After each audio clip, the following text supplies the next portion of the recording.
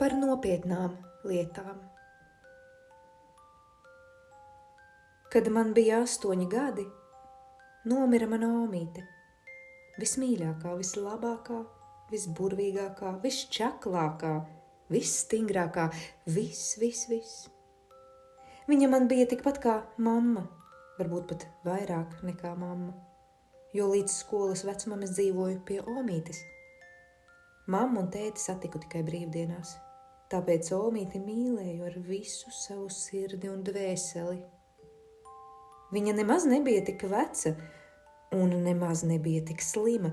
Omīte bija enerģiska un darbīga līdz vienai dienai, kad viņai pēkšņi stipri sasāpējās vēders. Omīte aizveda uz slimnīcu, aizveda ar ātro palīdzību. Pēc pāris dienām omītes vairs nebija. Mēs pat apciemot viņu nepaspējām, vienkārši piezvanīja no slimnīcas un pateica, ka omīte nomirusi, tā pēkšņi, tā pavisam negaidot. Es atceros, kā es raudāju. To nevar izstāstīt.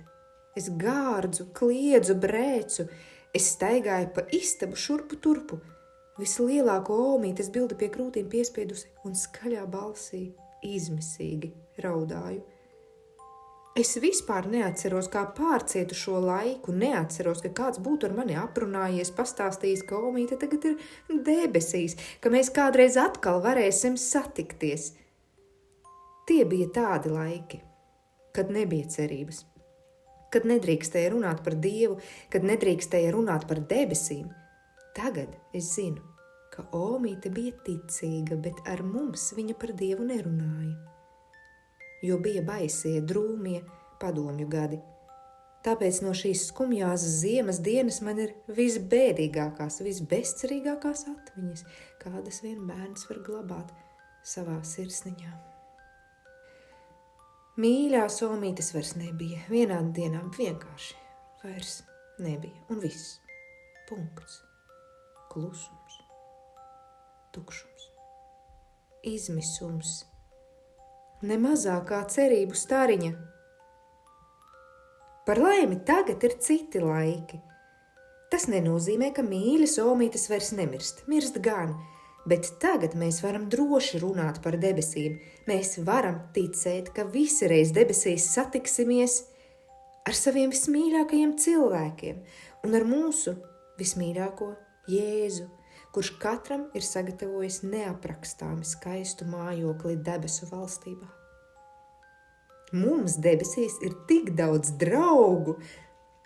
Tur ir Jēzus pie sava tēva labās rokas, tur ir Jāzeps un Marija, tur ir mana mīļā omīte un visi mums mīļie mirušie cilvēki. Viņi redz mūs, viņi dzird mūs, viņi mīl mūs. Viņi lūdzas par mums. Daži mirušie vēl ir pusceļā uz debesīm, šķīstītavā. Tie ļoti gaida, kad mēs lūgsimies par viņiem. Arī tu to vari. Saki pavisam vienkārši. Mūžīgo mieru dod viņiem Kungs, un mūžīgā gaisma, lai atspīd viņiem. Vai saki vēl vienkāršāk? Es lūdzos par dvēselēm šķīstītavā.